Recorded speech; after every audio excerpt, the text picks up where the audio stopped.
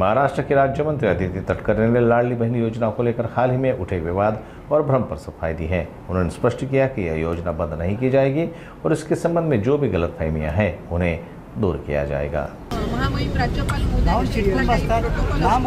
कदाचित विरोधक आणि इतर सगळे बऱ्याचशा वेळेला राज्यपाल महोदयांना भेटायला जात असतात आणि त्याच्यामध्ये मला वाटत नाही की त्या संदर्भामध्ये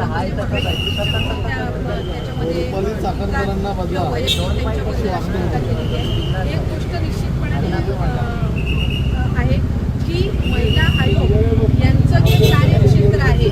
याच्या मर्यादा त्याच्यामध्ये असणारे नियम निकष हे पण आपण समजून घेणं गरजेचं आहे। त्याच्यामुळे कालांतराने जर त्याच्यामध्ये काही बदल करणं अपेक्षित असेल तर त्याच्या संदर्भातल्या सूचना आता उपसभापती निलमताई असतील जे काही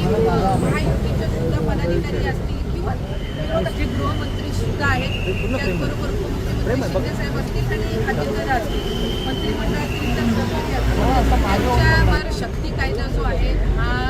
राज्य सरकारच्या वतीने सादर करण्यात आलेला होता। पण मधल्या कालावधीमध्ये केंद्राने जे काही कायद्यामध्ये बदल केले त्याच्यामध्ये शक्ती कायद्यामध्ये जो आपण प्रस्ताव पाठवला होता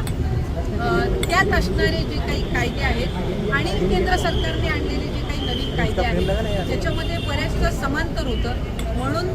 आदरणीय राज्याचे मुख्यमंत्री देवेंद्रजी फडणवीस साहेब जे गृहमंत्री सुद्धा आहेत त्यांनी त्या संदर्भातली रिवाईज म्हणजे शक्ती कायदा जो आहे त्याच्यामध्ये आणखीन काही गोष्टीचा आपण अंतर्भाव करू शकतो का या संदर्भातला त्यांनी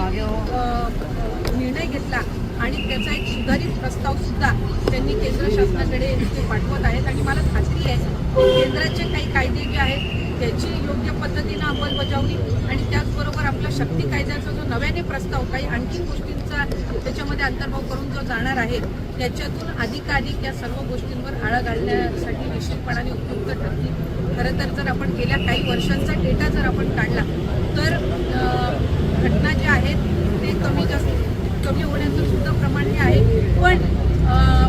एकही घटना अशा पद्धतीची घटना ही दुर्दैवीच आहे आणि शेवटच्या घटकापर्यंत संबंध त्यांच्यासाठी उपलब्ध असणारे कायदे त्यांच्यासाठी उपलब्ध असणाऱ्या तरतुदी या संदर्भामध्ये सुद्धा महायुतीच्या सरकारच्या माध्यमातून अधिकाधिक पोहोचण्याचा हा आमचा प्रयत्न